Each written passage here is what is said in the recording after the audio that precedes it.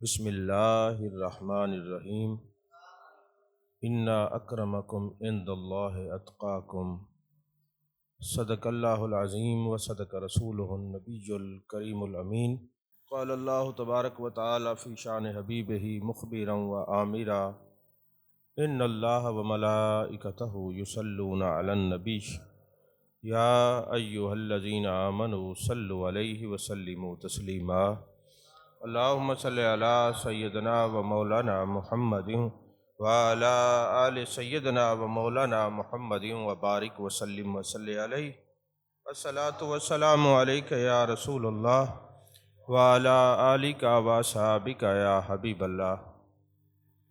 تمام تعریفیں اللہ تبارک و تعالیٰ کے لیے جو خالق کائنات بھی ہے، مالک شجاعت بھی، احد بھی ہے، صمد بھی ہے، جس کی شان لم یلد بھی ہے ولم یولد بھی۔ لا تعداد یا درود و سلام بارگاہ سید الانام، شفیع رحمت، والی امت، شاہ خوباں، جان جانا، شہنشاہ حسینہ، سید سروراں، سیاہ لا مکاں، تتمہ دوراں، سرخیل زہرہ جمالاں، رازدان ما اوہا، شاہد ما طغا، صاحب علم نشرہ، معصوم آمنہ، احمد مجتبی حضرت محمد مصطفیٰ صلی اللہ علیہ وآلہ وصحبہ وبارک وسلم کی دربار ناز میں اپنی عقیدتوں، ارادتوں، محبتوں کا خراج پیش کرنے کے بعد، آج جمادی الثانی کا یہ تیسرا جمعۃ المبارک ہے، اور آپ حضرات جانتے ہیں کہ ہر جمعۃ المبارک پر تاجدار صداقت، رازدار نبوت، فخر رفاقت، فخر معیت حضرت سیدنا صدیق اکبر رضی اللہ تعالی عنہ کی بارگاہ ناز میں حاضری لگوانے کا شرف پاتے ہیں۔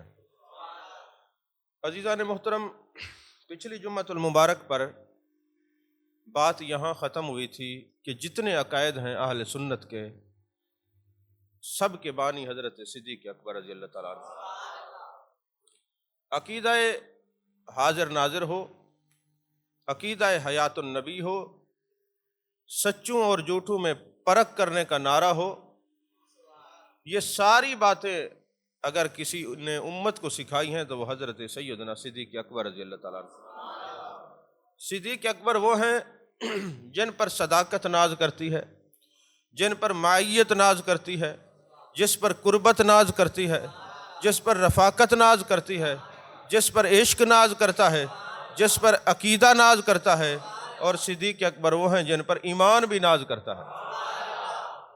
اور حضرت صدیق اکبر رضی اللہ تعالیٰ عنہ کا مقام یہ دیکھیے، اللہ نے قرآن میں فرمایا ان اکرمکم عند اللہ اتقاکم، بے شک اللہ کے نزدیک متقی ہے۔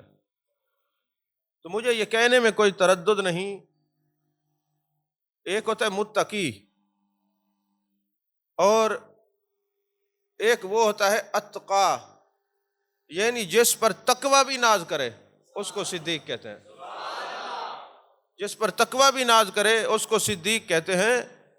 اب دیکھیں نا، اللہ تبارک و تعالیٰ سے ڈرنے کا یہ معاملہ ہے کہ ایک مرتبہ آپ نے کوئی ایسی خوراک استعمال فرما لی جو مشتبہ تھی، یعنی شک تھا اس پر، آپ نے اپنے حلق میں انگلیاں مار مار کے اس کو نکال دیں۔ یہ تقوی کا اعلیٰ درجہ ہوتا ہے۔ یہاں تو سب کچھ کھا پی جانے کے بعد بھی بندے کو ہوش نہیں رہتا حلال تھا یا حرام تھا۔ ارے جس پر تقوی ناز کرے وہ صدیق اکبر رضی اللہ تعالیٰ عنہ، ان کا مقام یہ ہے کہ جب وہ چلتے زمین پر ہیں ان کی عادتیں عرش بری پر اپنائی جاتی ہیں۔ اور امام فخر الدین رازی رحمۃ اللہ علیہ نے کیا اس پر خوبصورت بات لکھی ہے کہ جان کائنات، جان عالم، مصطفیٰ جان رحمت صلی اللہ علیہ وآلہ وسلم کی ذات جلوہ گر تھی، شمع رسالت کے پروانے، مستانے، دیوانے، جان عالم صلی اللہ علیہ وسلم کے صحابہ بھی جلوہ گر ہیں۔ حضرت جبریل امی تشریف لاتے ہیں، جبریل علیہ السلام کا لباس ٹاٹ کا ہوتا ہے، اگرچہ آپ نور ہیں، نوری ہیں، نور والا لباس پہنتے ہیں، مگر آج وضع جدا ہے، ٹاٹ کا لباس پہنا ہوا ہے۔ جان عالم مصطفیٰ جان رحمت صلی اللہ علیہ وسلم نے سوال کیا، جبریل یہ ٹاٹ کا لباس، یہ انداز، یہ صورت، یہ ہیئت، یہ کیفیت، یہ جدا نظر آتی ہے، خیر تو ہے۔ جبریل امین نے کیا کہا؟ یا رسول اللہ صلی اللہ علیہ وسلم، آپ کے یار کا لباس دیکھتے نہیں؟ آج صدیق نے یہ ٹاٹ کا لباس پہنا ہوا ہے، آپ کے یار نے یہ لباس پہنا ہے۔ اللہ نے عرش بری پہ فرمایا ہے جو میرے یار کے یار کا لباس ہے، فرشتوں ایسا لباس پہناؤ، یہ مجھے پسند ہے۔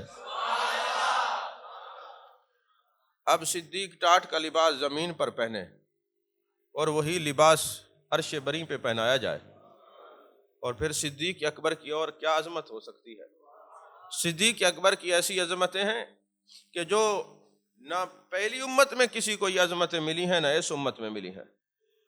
افضل البشر بعد الانبیاء بالتحقیق، انبیاء کے بعد وہ ساری ان امتوں میں بھی اور ان امتوں میں جو افضل شخصیت ہے کائنات میں، اس کا نام حضرت سیدنا صدیق اکبر رضی اللہ تعالیٰ۔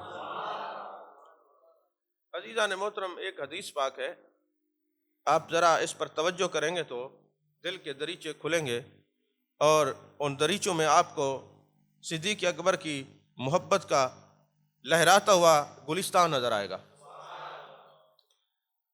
جب بندہ کوئی کہیں دفن ہوتا ہے، یعنی وہ پیدا کہیں بھی ہوا ہے، روئے زمین پر کسی جگہ وہ پیدا ہوا ہے، لیکن جب اس نے دفن جہاں ہونا ہے تو اللہ کا نظام یہ ہے کہ جس جگہ اس کی تدفین ہوگی، جب اس کے وجود کو گوندا گیا تھا، اس مٹی، اس پیکر خاکی کو بنایا گیا تھا، تو جس جگہ اس نے دفن ہونا ہے اس جگہ کی مٹی کو اس کے وجود میں رکھ دیا گیا ہے۔ یہ مسئلہ یاد رکھیں، حدیث پاک ہے اور متعدد تفاسیر کے اندر جو ہے وہ موجود ہے۔ اب جہاں جس نے دفن ہونا ہے اس کی مٹی اس کے وجود میں ہے، اب ہم نے کہاں دفن ہونا ہے خدا جانے، لیکن ہم وہ مٹی اپنے وجود میں لیے پھر رہے ہیں۔ بات بڑی دور کی ہے اور سمجھنے کی ہے۔ مٹی جو ہے وہ لیے پھرتے ہیں، اور جب دنیا سے جائیں گے اسی جگہ تدفین ہوگی جو مٹی ہمارے وجود میں ہے۔ میں آپ سے پوچھتا ہوں، ابو بکر عمر کہاں ہے؟ وجہ ہے کہ نہیں؟ ابو بکر عمر رضی اللہ تعالیٰ عنہم کہاں ہیں؟ جان کائنات، جان عالم مصطفیٰ، جان رحمت صلی اللہ علیہ وسلم کے دامن میں ہیں۔ تو کہنے دیجئے، جس مٹی مبارک مٹی کو جان عالم صلی اللہ علیہ وسلم کا وجود بننے کا شرف حاصل ہوا ہے، اسی مٹی کو حضرت ابو بکر صدیق کے دامن میں آنے کا شرف ملا ہے، اسی مٹی کو حضرت فاروق اعظم رضی اللہ تعالیٰ عنہ کے جو ہے دامن میں آنے کا شرف ملا ہے۔ تو پتہ چلا جس مٹی کو یہ شرف ملا ہے جان عالم کے دامن میں آنے کا، اسی مٹی کو شرف ملا ہے ابو بکر عمر کے دامن میں آنے کا۔ تو آج بھی جان عالم صلی اللہ علیہ وسلم جو ہیں اپنے پہلو میں ان کو سلائے ہوئے ہیں، وہ ہے نا نام لیتے ہی ابو بکر عمر کا تو بگڑتا ہے، وہ پہلو میں سلائے ہوئے ہیں۔ تو یہ جو میں رات غور کر رہا تھا کہ جو شاہ نصیر الدین نصیر نے یہ لکھا نا کہ نام آتے ہی ابو بکر و عمر کا تو بگڑتا ہے وہ پہلو میں سلائے ہوئے ہیں، تو بگڑتا ہے وہ پہلو میں سلائے ہوئے ہیں۔ میں نے اس پر غور کیا، میں نے کہا بگڑتا کون ہے ابو بکر و عمر کے نام پہ؟ تو پتہ چلا ابو بکر کسی شخصیت کا صرف نام نہیں، کسی انجمن کا صرف نام نہیں، کسی خلیفہ کا صرف نام نہیں، کسی امامت کا صرف نام نہیں، کسی صداقت کا صرف نام نہیں۔ ارے صدیق اکبر تو ایمان کے معیار کا نام ہے۔ ارے ابو بکر کا نام سن کے بگڑتا کون ہے، جلتا کون ہے، مچلتا کون ہے اور سنورتا کون ہے؟ وہ جو سنورتا ہے وہ ایمان والا ہے، اور جو جلتا ہے وہ دوسرا ہے۔ تو پتہ چلا معیار ایمان کا نام بھی صدیق اکبر رضی اللہ تعالیٰ عنہ۔ تو میرے آقا کریم صلی اللہ علیہ وسلم جان ایمان ہے، جان کائنات ہیں، جان عالم ہے، مصطفیٰ جان رحمت ہیں، اور ان کے پہلو میں ابو بکر صدیق رضی اللہ تعالیٰ عنہ آرام فرما رہے ہیں۔ میرے آقا علیہ الصلوۃ والسلام نے اپنی مقدس و منور و مطہر و طیب و طاہر انگلیوں سے فرمایا، یہ جس طرح میری انگلی ہے، پھر یہ انگلی ہے، یہ انگلی ہے، اسی طرح مزار مقدسہ کے اندر ترتیب ہوگی مزارات کی۔ پہلے ہماری مزار ہوگی، پھر ابو بکر کی مزار ہوگی، پھر حضرت عمر رضی اللہ تعالیٰ عنہ مجمعین کی مزارات ہوں گی۔ اچھا، لکھنے والے لکھ کے چلے گئے، میں ذرا پڑھ رہا تھا۔ اب ہر بندے کا جو پڑھنے کا انداز مختلف ہوتا ہے، لوگ پڑھتے ہیں اور چلے جاتے ہیں، اور ہم پڑھتے ہیں ذرا رک جاتے ہیں، اور پھر اس کو سمجھتے ہیں اور سمجھنے کی کوشش کرتے ہیں کہ محبوب علیہ الصلوۃ والسلام نے ایسا فرمایا ہے تو اس میں تو حکمتوں کے انبار ہوں گے اور حکمتوں کے سمندر ہوں گے اور حکمتوں کا بحر بے کراں ہوگا، تو چلیں کوئی ایک نقطہ مل ہی جائے گا نا۔ یہ کیسے ہو سکتا ہے کہ کوئی جان کائنات صلی اللہ علیہ وسلم کی بارگاہ کی طرف متوجہ ہو اور محبوب علیہ الصلوۃ والسلام اس کو کوئی قطرہ محبت اور قطرہ علم عطا نہ فرمائے؟ یہ ہو نہیں سکتا۔ اچھا، میں نے جب یہ غور کیا تو یہ دیکھا کہ مزارات کی ترتیب اس طرح ہے کہ جیسے جہاں محبوب علیہ الصلوۃ والسلام جلوہ گر ہیں، جہاں میرے محبوب کا قلب نازنی آتا ہے، جہاں آپ کا دل اطہر آتا ہے، وہاں حضرت ابو بکر صدیق کا سار آتا ہے، اور جہاں حضرت ابو بکر صدیق رضی اللہ تعالیٰ عنہ کا دل آتا ہے، وہاں حضرت فاروق اعظم رضی اللہ تعالیٰ عنہ کا سر ناز آتا ہے۔ ترتیب یہ ہے۔ جب ہم نے یہ کتابوں میں ترتیب پڑھی تو پھر صوفیاء کے دروازے پہ دستک دی، ان سے پوچھا، ذنوع تلمس طے کیا، کیونکہ تصوف کے طالب علم ہے اور صحیح معنی میں طالب علم ہے الحمدللہ۔ بھئی یہ محبوب علیہ الصلوۃ والسلام نے حضرت ابو بکر صدیق رضی اللہ تعالیٰ عنہ کے سر ناز کو اپنے قلب ناز سے کیوں جوڑ کے رکھا ہوا ہے؟ تو صوفیاء نے بتایا وجہ یہی ہے، محبوب نے فرمایا تم میرے صدیق سے جلتے ہو، دیکھو تو صحیح، آج بھی میں نے اپنے یار کو دل سے لگا کے رکھا ہوا ہے۔ تم میرے صدیق سے جلتے ہو، ارے دیکھو تو صحیح، آج بھی میں نے اپنے یار کو دل سے لگا لیا رکھا ہے۔ پھر یاری ہو دل سے نہ لگے، پھر یاری کیسی؟ حضور حضرت بابا نقیب اللہ شاہ صاحب رحمۃ اللہ علیہ ایک شعر فرمایا کرتے اور اکثر گنگنایا کرتے تھے کہ محبت رنگ دے جاتی ہے جب دل دل سے ملتا ہے، پر بڑی مشکل تو یہ ہے کہ یہ دل ہی بڑی مشکل سے ملتا ہے، اور یہ تو دل بھی ملا ہوا ہے، اور حضرت صدیق اکبر کا سر ناز محبوب کے قلب نازنی سے ملا ہوا ہے، اور محبوب بتا رہے ہیں تم لاکھ جلو میرے صدیق سے، جلتے رہو اور جلتے رہو گے، یاد رکھنا آج بھی ہم نے اپنے صدیق کو اپنے سینے سے، علم نشرہ کے سینے سے اور اپنے دل سے لگا کے رکھا ہوا۔ عزیزان محترم، بات یہاں نہیں ٹھہری، بات بہت دور چلی گئی کہ محبوب کے دل پر صدیق اکبر لگے ہوئے ہوں، دل کے ساتھ لگے ہوئے ہوں، آپ کا سر ناز محبوب قلب نازنی پر ہو، تو پھر کسی کے دل میں کیسے ابو بکر صدیق نہیں آ سکتا؟ جو یار کے دل میں ہے، جو سرکار کے دل کے قرب میں ابو بکر صدیق ہے، وہ عشاق اور عاشقوں کے دل میں کیسے ابو بکر صدیق نہیں آ سکتا؟ یہی وجہ تھی کہ امام صفوری نے ایک بات لکھی کہ یہ جو سورج ہے ہر چیز کا دل ہوتا ہے، آپ کو پتہ ہے ہر چیز کا، قرآن مجید کا بھی دل ہے، کون سا؟ سورہ یاسین۔ تو سورہ یاسین قرآن کا دل ہے، ہر چیز کا کوئی نہ کوئی دل ہے، تو سورج کا بھی دل ہے۔ اب جب یہ سورج ڈوبتا ہے یا طلوع ہوتا ہے یا غروب ہوتا ہے تو اس کو 70,000 فرشتے کھینچتے ہیں، پھر یہ غروب بھی ہوتا ہے طلوع بھی ہوتا ہے۔ تو امام صفوری نے لکھا کہ اس سورج کے دل میں ابو بکر صدیق کا نام لکھا ہوا ہے۔ جب فرشتے اس کو کھینچتے ہیں، یہ طلوع ہوتا نہیں اور غروب نہیں ہوتا، تو پھر فرشتے ابو بکر صدیق کے نام کا اس کو واسطہ دیتے ہیں اور کہتے ہیں اے سورج تیرے دل کے اندر دیکھ تو صحیح نام کس کا لکھا ہوا ہے، جس کا نام لکھا ہے اس کی وجہ سے چل نکلا اور اس کی وجہ سے ڈوب جا۔ طلوع اور غروب تب ہوتے ہیں کہ جب حضرت صدیق اکبر رضی اللہ تعالیٰ عنہ کا نام پیش کیا جاتا ہے۔ تو یارو یہ کیسے ہو سکتا ہے؟ محبوب علیہ الصلوۃ والسلام اپنے قلب نازنی سے صدیق کو لگا کے رکھیں اور عاشق کے دل میں صدیق نہ ہو، یہ ہو ہی نہیں سکتا، یہ ہو ہی نہیں سکتا۔ عزیزان محترم، اچھا پھر محبوب علیہ الصلوۃ والسلام اپنے یار کی اداؤں کو اور اپنے یار سے محبت کرنے والوں کو کیسے نوازتے؟ اس پر دو باتیں، بہت متعدد کتابیں ہیں، اس کو علامہ یوسف بن اسماعیل نبہانی نے بھی لکھا، اس کو امام صفوری نے بھی لکھا، اور اس کو یہ جو تبلیغی جماعت والے حضرات ہیں ان کے پاس ایک کتاب ہوتی ہے فضائل اعمال، اور انہوں نے اب تو خیر کچھ باب نکال دیے ہیں، فضائل درود بھی نکال دیا ہے، تو اس میں ایک فضائل حج ہے، تو فضائل مدینہ کے باب کے اندر یہ بات لکھی ہوئی ہے۔ بس مجھے یہ غرض ہے ودھا کے چہرے کے حسن کی بات ہو، واللیل کی زلفوں کی بات ہو، علم نشرہ کے سینے کی بات ہو، طٰہٰ کے تاج کی بات ہو، یاسین کے سیرے کی بات ہو، محبوب کے کمالات و معجزات و حسن و کمالات کی بات ہو، محبوب کی سیرت کی بات ہو، محبوب کی صورت کی بات ہو، میں نہیں دیکھتا لکھنے والا کون ہے، میں دیکھتا ہوں لکھا تو میرے یار کا حسن ہی ہے نا۔ جب میرے آقا کریم صلی اللہ علیہ وسلم معراج پہ تشریف لے گئے، جب معراج پہ تشریف لے گئے، آپ واپس آئے تو آپ نے پوری بات سنائی، جس میں قرآن میں ہے سبحان الذی اسریٰ بعبدہ لیلا من المسجد الحرام الی المسجد الاقصی۔ اب محبوب نے فرمایا ہمارا سفر شروع ہوا، ہم یہاں گئے وہاں گئے، ہم نے یہ دیکھا، ہم نے وہ دیکھا، ہم نے اپنوں کو جنت میں ٹہلتے ہوئے دیکھا، اپنوں سے بغض رکھنے والوں کو جہنم میں لٹکتے ہوئے دیکھا، ہم نے جو ہم سے جڑے ہوئے ہیں ان کی عظمتوں کو دیکھا، جنہوں نے ہمارا انکار کیا ان کی ذلتوں کو دیکھا۔ اب یہ ساری باتیں محبوب نے بیان فرمائیں۔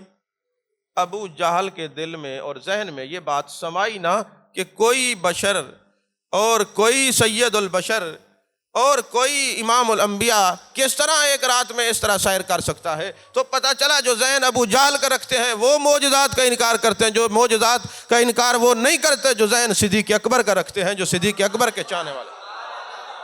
اب میرے آقا نے فرمایا ہم گئے، ہم نے سفر کیا، ہم معراج پہ گئے، یہ ہوا یہ ہوا یہ ہوا۔ ابو جہل نے کہا کیسے ہوا اور کیا ہوا، یہ کب اور کیوں کیسے منکر کرتے ہیں، ماننے والے کب اور کیوں کیسے نہیں کرتے، وہ تو یار کے حسن کی بات ہو مچل جاتے ہیں، ان کی طبیعت پہ روانی آ جاتی ہے، ان کے چہرے پر جوانی آ جاتی ہے، نور کی کرنیں ان پر پڑنا شروع ہو جاتی ہیں کہ ذکر یار شروع ہوا ہے نا۔ اب وہ جناب ابو جہل مل گیا حضرت ابو بکر صدیق کو اور کہنے لگا سنا ہے تیرے صاحب نے یہ کہا ہے۔ اب وہاں پہ حضرت ابو بکر صدیق نے اسماء اور رجال کی کتاب کا باب نہیں کھولا کہ یہ تو ابو جہل کہہ رہے پتہ نہیں کیسے ہوگا کیسے ہوگا۔ آپ نے دیکھا بات میرے یار کی ہے، فرمایا میرے یار نے کہا ہے تو بات سچ ہوگی۔ توجہ ہے کہ نہیں؟ تو حضرت ابو بکر صدیق رضی اللہ تعالیٰ عنہ نے کہا باقی چیزوں میں تم اسماء و رجال کی بات کرنا، یہ دیکھنا بیان کرنے والا جو ہے وہ صادق ہے، کاذب ہے، سکہ ہے، غیر سکہ ہے، دجال ہے، اس کون سی صورت ہے، لیکن جب یار کا ذکر ہے پھر نہ دیکھنا کہنے والا کون ہے، یار کی بات کو سن کے مان لینا یہ ہو سکتا ہے ہو سکتا ہے ہو سکتا ہے۔ تو لکھنے والا کوئی بھی ہو میرے یار کے حسن کی بات ہوگی، ہم کتاب بھی پڑھیں گے اور جو اچھی بات ہوگی لکھنے والے کو داد بھی دیں گے۔ تو بات یہ ہے حضرت ابو بکر صدیق رضی اللہ تعالیٰ عنہ کا ایک دیوانہ مستانہ پروانہ، یہ کیسے ہو سکتا ہے کوئی صدیق کو مانے اور مصطفیٰ کو نہ مانے؟ یہ کیسے ہو سکتا ہے کوئی فاروق کو مانے اور میرے مصطفیٰ کو نہ مانے؟ یہ کیسے ہو سکتا ہے عثمان غنی کو مانے اور میرے آقا کو نہ مانے؟ یہ کیسے ہو سکتا ہے مولا علی کو مانے اور میرے مصطفیٰ کو نہ مانے؟ ارے مصطفیٰ کو مانتے ہی وہی ہیں جو مولا علی کو مانتے ہیں، جو مولا علی کو مانتے ہیں وہ میرے مصطفیٰ کو مانتے ہیں۔ ذرا آپ لوگ تحقیق کریں، یہ جو کہا گیا ہے علی کا ذکر عبادت ہے، اس حدیث کے راوی کون ہے؟ ذرا ڈھونڈو تو صحیح۔ یہ جو کہا گیا علی کے چہرے کو دیکھنا عبادت ہے، اس کے راوی کون ہے؟ علماء حیران ہوئے، کہتے کون ہے؟ میں نے کہا اس کے راوی ابو بکر صدیق ہیں یا حضرت ام المومنین حضرت عائشہ ہے۔ وہ پنجابی میں کہتے ہیں نا سجڑ سجنا دا گلہ نہیں کرتے، یار یاراں دی تعریف کرتے ہیں چھپا دے نہیں۔ تو میں کہتا ہوں ابو بکر صدیق نے یہ نہیں چھپایا تو فدق کا باغ کیسے چھپا سکتے ہیں؟ ذرا آؤ تو صحیح، سمجھو تو صحیح بات کو نا۔ تو تم حدیثیں تو بیان کرتے ہو، ذرا دیکھو تو صحیح ہے اس کے راوی کون ہے۔ اب کوئی دیوانہ چلتا ہے حج کے لیے جاتا ہے، عمرے کے لیے جاتا ہے، اس میں لکھا ہے سفر حرمین تھا، وہ حج بھی ہو سکتا ہے عمرہ بھی ہو سکتا ہے۔ اچھا کسی نے کہا یار جا تو رہا ہے محبوب علیہ السلام کی بارگاہ میں تو جائے گا، لیکن ایک کام کرنا وہاں شیخین کریمین جلوہ گر ہیں، ان کی بارگاہ میں سامنے کھڑا ہو کر میرا نام لے کے کہنا اے ابو بکر صدیق فلاں آپ کے غلام نے آپ کو سلام بھیجا، اے فاروق اعظم رضی اللہ تعالیٰ عنہ فلاں آپ کے غلام نے آپ کا نام لے کر سلام بھیجا ہے، یہ ضرور کرنا۔ اس نے کہا امانت میں خیانت نہیں ہوگی، نام آیا ہے کہ سامنے کھڑے ہو کر میں نے سلام کرنا ہے تو سامنے جا کے کروں گا۔ بہرحال مدینہ شریف وہ رہا، اس کو بات ہی ذہن سے نکل گئی، وہ محبوب کے جلووں کو دیکھتے ہی سب کچھ نسیم منسیہ ہو گیا، باتیں بھول گئیں، صرف محبوب کی ملاقاتیں یاد رہیں۔ کبھی عشق ہو نا تو پھر ملاقات یاد رہتی ہے، بات بھول جاتی ہے، اور کبھی زیادہ عشق ہو اور حد سے بھی بڑا ہوا ہو تو پھر یار کا چہرہ یاد رہتا ہے، پھر یہ نہیں سمجھ آتی یار کہ محفل میں بیٹھا کون تھا، مجلس کیسی تھی، وہاں کون تھا، پھر ذکر یار ہی رہتا ہے۔ عزیزان محترم، بھول گئے، اور آپ حضرات جانتے ہیں جب کوئی مدینے سے مکہ شریف جاتا ہے تو راستے میں ذوالحلیفہ کے مقام پر، جس کو ابیار علی یا بیر علی کہتے، بیر منا کنواں ہے، حضرت علی کے نام سے میقات ہے، محبوب علیہ الصلوۃ والسلام نے وہاں سے احرام باندھ کے عمرے کا مکے جانے کا حکم دیا ہے، وہ میقات ہے۔ وہاں جب پہنچ گئے، احرام باندھ لیا، نیت کر لی عمرے کی، یاد آیا میں نے سلام نہیں پیش کیا، سلام پیش نہیں کیا۔ ساتھی کو کہنے لگے یار میرے ساتھ چلو، میں نے سلام پیش کرنا ہے۔ انہوں نے کہا یہاں سے بھی تو سنتے ہی ہیں، ایک تو یہ امت میں باس نہیں گئی، یہاں سے سنتے ہیں کہ وہاں سے سنتے ہیں۔ میں نے کہا یہاں سے بھی سنتے ہیں، وہاں سے بھی سنتے ہیں۔ جو وہاں سے سنتا ہے یہ کیسے ہو سکتا ہے یہاں سے نہ سنے، اور جو یہاں سے سنتا ہو وہاں سے نہ سنے؟ یہ یہاں وہاں اب کب جب یہ قید ہی نہیں ہے، وہ سنتے ہیں، بس بات ختم، وہ سنتے ہیں۔ اب ہوا یہ کہ جناب اس نے کہا نہیں میں تو جاؤں گا، کہنے والوں نے کہا تھا امانت میں خیانت نہیں کرتا، جا کے ان کے سامنے کھڑے ہو کے سلام پیش کروں گا۔ انہوں نے کہا ہم تو نہیں جاتے، 3 میل کا فاصلہ طے کر کے واپس ہم سے تو نہیں جایا جاتا۔ کہا ٹھیک ہے میرا سامان لے جاؤ، میری سواری لے جاؤ، اب پھر میں جاتا ہوں۔ ابو بکر جانے اور دیوانہ جانے، عمر جانے اور دیوانہ جانے، جانے عالم جانے اور دیوانہ جانے، جاؤ تم، رضی اللہ تعالیٰ عنہم۔ اب وہ محبوب علیہ الصلوۃ والسلام کی بارگاہ میں آتا ہے، سلام پیش کرتا ہے، شیخین کریمین کی محبت میں کھڑے ہو کر آپ کی بارگاہ ناز میں سلام پیش کرتا ہے۔ سلام پیش کرنے کے بعد ریاض الجنہ میں آ کے بیٹھ جاتا ہے۔ ما بین بیتی و منبری روضۃ من ریاض الجنہ، 5 مرتبہ نماز میں آتے ہوئے جاتے ہوئے جس سرزمین کو محبوب کے قدمین شریفین کو چومنے کا شرف ملا، محبوب نے فرمایا یہ جنت، جہاں یار کے قدم آ جائیں اس مقام کو جنت کہتے ہیں، جہاں بندہ مہمان ہو اور خدا میزبان ہو اس مقام کو جنت کہتے ہیں، جہاں صرف زندگی ہو موت نہ ہو اس مقام کو جنت کہتے ہیں۔ تو اس لیے محبوب نے فرمایا میرے گھر سے لے کر میرے منبر کا حصہ جنت کا باغ ہے، اور جنت میں جو مانگو ملتا ہے، جنت میں جو خواہش کرو ملتا ہے، جنت میں لب کشائی کرنی نہیں پڑتی، وہاں خیال آتے ہی ملتا ہے، جو جہاں خیال آتے ہی ملے اس کو جنت کہتے ہیں۔ تو اگر محبوب کے قدم یہاں لگے تو یہ جنت، اور قبر مومن میں آ جائیں، قبر المؤمن روضۃ من ریاض الجنہ، اگر یہی محبوب مومن کی قبر میں آ جائیں تو جنت کے باغوں میں سے باغ ہو جاتی ہے، جہاں محبوب کے قدم لگیں گے وہ مقام جنت۔ بہشت میں بھی پہنچ کر مجھے قرار نہیں، یہ کوئی اور جگہ ہے، مقام یار نہیں، ہم تو جنت سمجھتے ہی اس مقام کو ہے جہاں یار نظر آئے۔ یار یار کردم دل من قرار نیست، دنیا تمام گشتم مثلے تو یار نیست، ساری دنیا یار یار کرتی ہے، ارے ہمیں تو سکون اپنے مصطفیٰ کا نام لینے سے آتا۔ اب ریاض الجنہ میں موت نہیں، تو جہاں موت نہیں تو حیات ہے، پھر جہاں حیات ہے تو پھر حیات النبی ہے، اور جہاں حیات النبی ہے وہاں عقیدہ حیات النبی ہے۔ اب وہاں بیٹھ گئے، یا رسول اللہ صلی اللہ علیہ وسلم آپ کے یاروں کی محبت میں آیا ہوں، آپ کی محبت میں آیا ہوں، سلام لینے کے لیے آیا ہوں۔ سواری چلی گئی، سوار چلے گئے، کھانا چلا گیا۔ محبوب جنت میں تو سوال کرتے ہی پورا ہوتا ہے، اور پھر یہاں تو زندگی ہے، آپ تو زندہ ہیں، اور تو زندہ ہے واللہ، تو زندہ ہے واللہ، میری چشم عالم سے چھپ جانے والے، ارے ہماری نظروں کا، ہماری چشموں کا، ہمارے جناب آنکھوں کا قصور ہے، ورنہ محبوب تو زندہ ہے۔ بھئی اگر کوئی نابینا اندھا بندہ کہہ دے کہ یہ نیلے پیلے رنگ نہیں ہوتے تو کہا جائے گا آنکھوں کا علاج کراؤ، رنگ ہوتے ہیں۔ اسی طرح مصطفیٰ حیات ہیں، اگر ہمیں نظر نہیں آتے تو آنکھوں کا قصور ہے، وہ آنکھیں پیدا کر جس سے مصطفیٰ کی زیارت ہو سکے۔ اب وہ جناب والا وہاں پہ بیٹھ گئے، ابھی بیٹھے ہی تھے، آنکھ کیا لگی تھی کہ مصطفیٰ کریم سے آنکھ لگ گئی صلی اللہ علیہ وسلم۔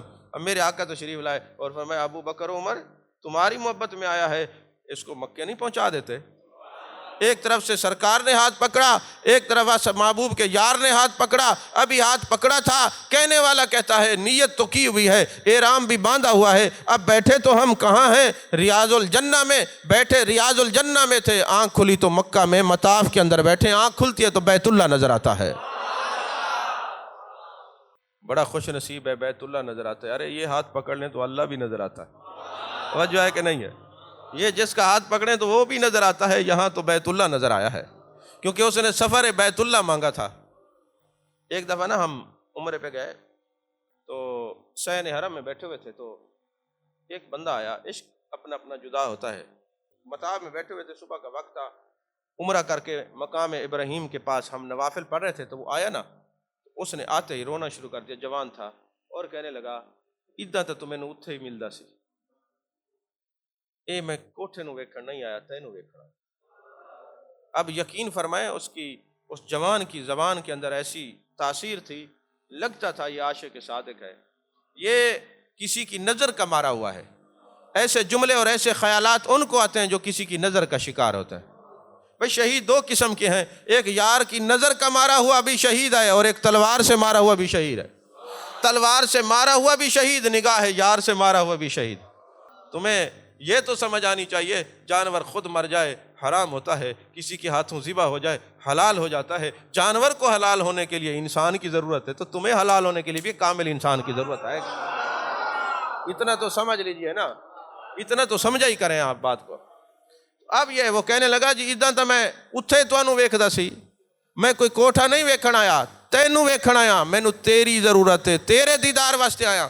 ابھی اس نے دل سے یہ کہا ہی تھا، چیخ ماری ہے، شین حرم میں گرا ہے، حالت احرام میں اس کی روح قفس انصری سے پرواز کر گئی۔ اور میں نے کہا جو ساتھی تھے، میں نے کہا واقعی اس نے اس کو دیکھ لیا ہے، دیکھ لیا ہے۔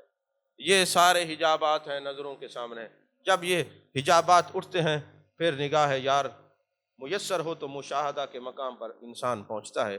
اللہ ہم سب کو صحیح معنی میں عرفان تصوف نصیب فرمائے، اور پھر یہ جھگڑے ختم ہو جاتے ہیں، لڑائیاں ختم ہو جاتی ہیں، پھر یار ہی یار نظر آتا ہے۔ تو برے نو ڈھونڈن میں چلی تے برا نہ پایا کوئی، بلے شاہ جد اندر ماری جاتی تیں تو برا نہ کوئی۔ یہ تصوف ہے، بس اپنے آپ کو سنوارنے کا نام تصوف ہے۔ اور تصوف کے جو امام ہیں وہ حضرت ابوبکر صدیق رضی اللہ عنہ۔ اللہ تعالی ہم سب کو محبوب کی محبت نصیب فرمائے، آمین۔ وآخر دعوانا ان الحمدللہ رب العالمین۔